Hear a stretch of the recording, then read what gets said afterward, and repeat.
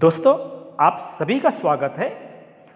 आज हम पढ़ेंगे सामाजिक विज्ञान अध्याय चौथा कानूनों की समझ भाग तीसरा। इस अध्याय में हम पढ़ेंगे लोकप्रिय और विवादास्पद कानून,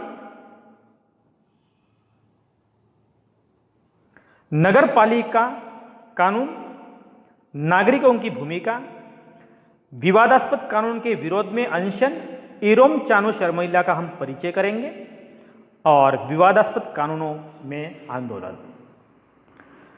सबसे पहले हम समझने की कोशिश करते हैं कि अलोकप्रिय और विवादास्पद कानून कौन से हो सकते हैं। कि जैसे कि हमने औपनिवेशिक शासन काल में vernacular press act, Rowlatt act, arms act, राजद्रोह एक्ट, इस तरह से कुछ कानूनों का जिक्र किया था और वह अलोकप्रिय और विवादास्पद कानून साबित हो गए थे। तो आधुनिक काल में भी कई बार ऐसा होता है कि संसद ऐसा कानून पारित कर देती है जो बेहद अलोकप्रिय साबित हो जाता है। अलोकप्रिय मतलब लोगों के खिलाफ होता है और इसीलिए लोग उसको पसंद नहीं करते। ऐसा कानून संवैधानिक रूप से वैध होता है, मतलब क्योंकि वो संसद में निश्चित प्रक्रिया के तहत उसको पास किया जाता है और इसीलिए वो वैध होता है।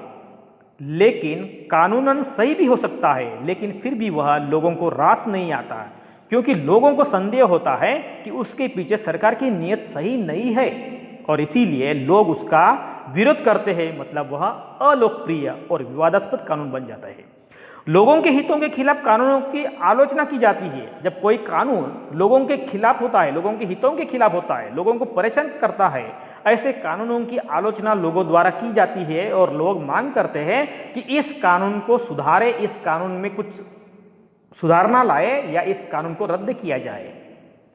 उसके लिए लोग अलग अलग कदम उठाते हैं, जैसे कि जनसभाएं लेते हैं, अखबारों में लिखते हैं, टीवी चैनलों में रिपोर्ट भेजते हैं और सरकार को बताते हैं कि यह कानून हमारे फेवर में नहीं है, इसको तुरंत बदला जाए या उसको तुरंत रद्द किया जाए।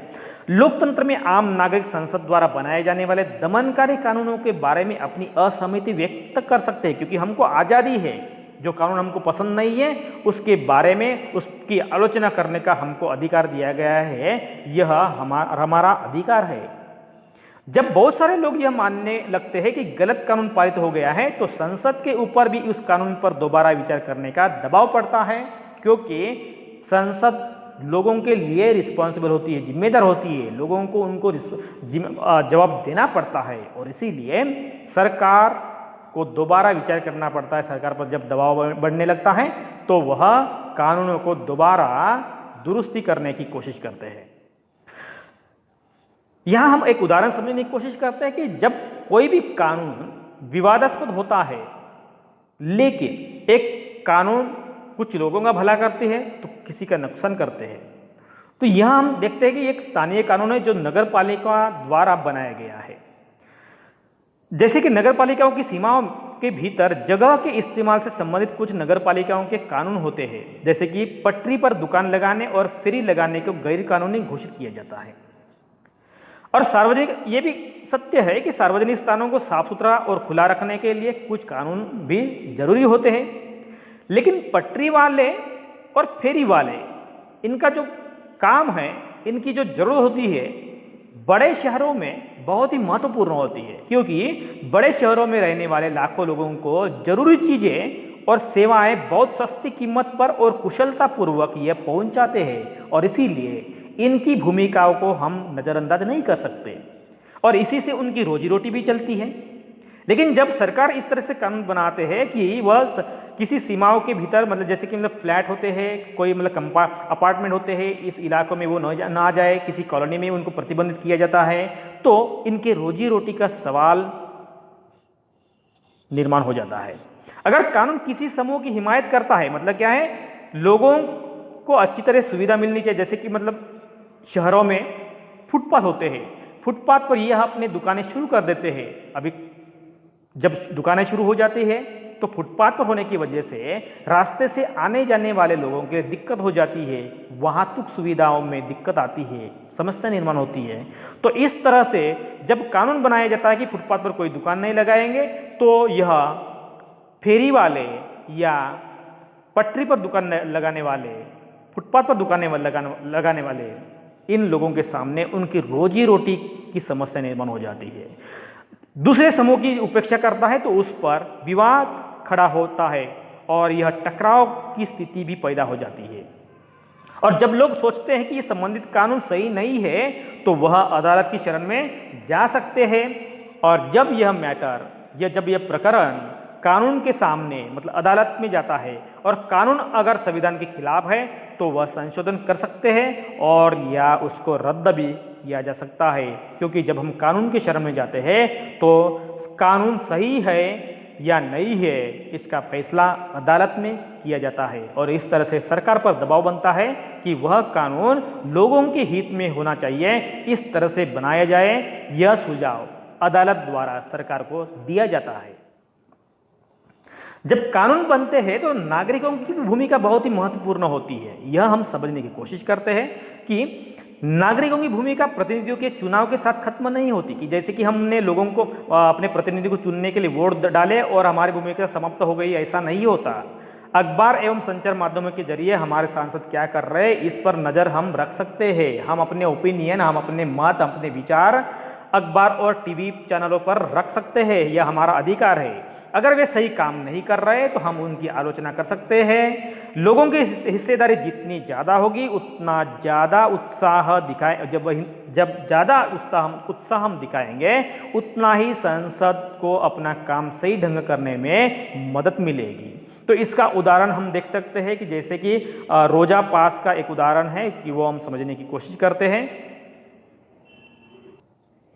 दोस्तों, जैसे कि आपने कानून के शासन पर केंद्रित पिछले भाग हम पढ़ चुके हैं कि भारतीय राष्ट्रवादी खेमा अंग्रेजों द्वारा थोपे जा रहे मनमाने और दमनकारी कानूनों का विरोध और उनकी आलोचना करता था। इतिहास में ऐसे बहुत सारे उदाहरण मिलते हैं कि बहुत सारे लोग और समुदाय दिखाई देते हैं जिन्होंने अन्यायपूर्ण कानून को खत्म करवाने के लिए संघर्ष किया था। हमने कक्षा 7वीं की पुस्तक में पढ़ा था कि रोजा पार्क्स नामक अफ्रीकी अमेरिकी महिला थी जो 1 दिसंबर 1955 को एक श्वेत व्यक्ति के लिए बस में अपनी सीट छोड़ने से इनकार कर दिया था। रोजा पार्क्स उस कानून का विरोध कर रही थी जो सभी सार्वजनिक स्थानों पर श्वेत नागरिकों और अफ्रीकी अमेरिकी नागरिकों के लिए अलग अलग दायरे तय करता था। यहाँ तक कि सड़कें उनके लिए अलग अलग होती थी। रोजा पार्क्स का यह इनकार एक ऐतिहासिक घटना थी और इसी के बाद वह नागरिक अधिकार आंदोलन शुरू हुआ, जिसके फलस्वरूप 1964 में नागरिक अधिकार कानून पारित किया गया। और इस कानून में प्रावधान रखे गए कि संयुक्त राज्य अमेरिका में नस्ल, धर्म या राष्ट्रीयता के आधार पर किसी भी तरह के भेदभाव को गैर कानूनी घोषित किया गया। और यह रोजा पार्क्स का चित्र आपको दिख रहा है।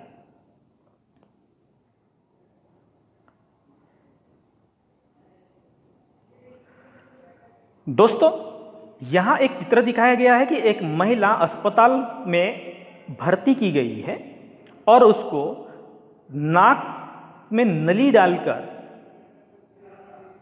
उसको भोजन दिया जा रहा है, क्योंकि यह महिला कुछ विवादास्पद कानून के विरोध में अनशन पर बैठी थी और इसका नाम है इरोम चानू शर्मिला।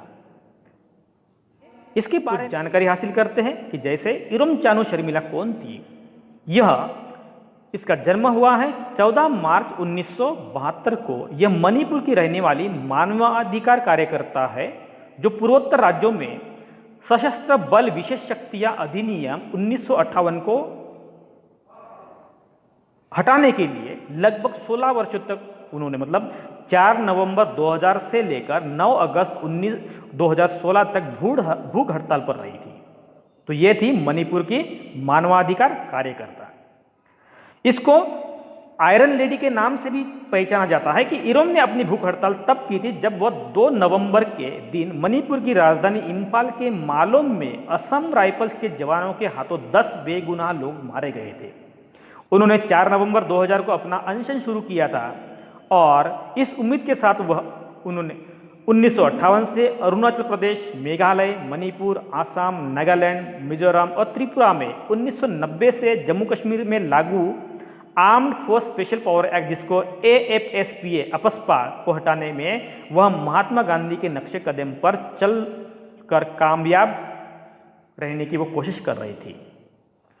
पूर्वोत्तर राज्यों के विभिन्न हिस्सों में लागू इस कानून के तहत सुरक्षा बलों को किसी को भी देखते ही गोली मारने या बिना वारंट के गिरफ्तार करने का अधिकार मिला था। तो ये AFSPA कानून के प्रावधान थे। और इस शर्मिला इसके खिलाफ थी। इम्फाल के जस्ट पीस फाउंडेशन नामक गैर सरकारी संगठन से जुड़कर यह भूख हड़ताल पर बैठ गई। सरकार ने शर्मिला को आत्महत्या के प्रयास में गिरफ्तार कर लिया था, क्योंकि यह गिरफ्तारी 1 साल से अधिक नहीं हो सकती थी और इसीलिए उसको हर साल रिहा करते ही दोबारा गिरफ्तार कर लिया जाता था। उसको नाक से लगी एक नली के जरिए उन्हें खाना दिया जाता था तथा इसके लिए पोरोपट के सरकारी अस्पताल से एक कमरे को ही अस्थायी जेल में तब्दील किया गया था। और इस तरह से जब भी कोई विवादास्पद कानून होते हैं तो लोग इस तरह से रास्ते पर उतरते हैं और वह अपना गुस्सा प्रदर्शित करते हैं। और जब इस तरह से सरकार पर दबाव बढ़ जाता है तो सरकार बनाए हुए कानून में कुछ सुधार करते हैं या अदालत में जब वह मैटर जाता है तो अदालत में उसको असंवैधानिक या उसमें कुछ सुधार न करने के लिए भी सुझाव दिया जाता है। तो दोस्तों, इस तरह से हम कानूनों की समझ यह अध्याय को समझने की कोशिश की है और इस तरह से यह अध्याय यही समाप्त करते हैं।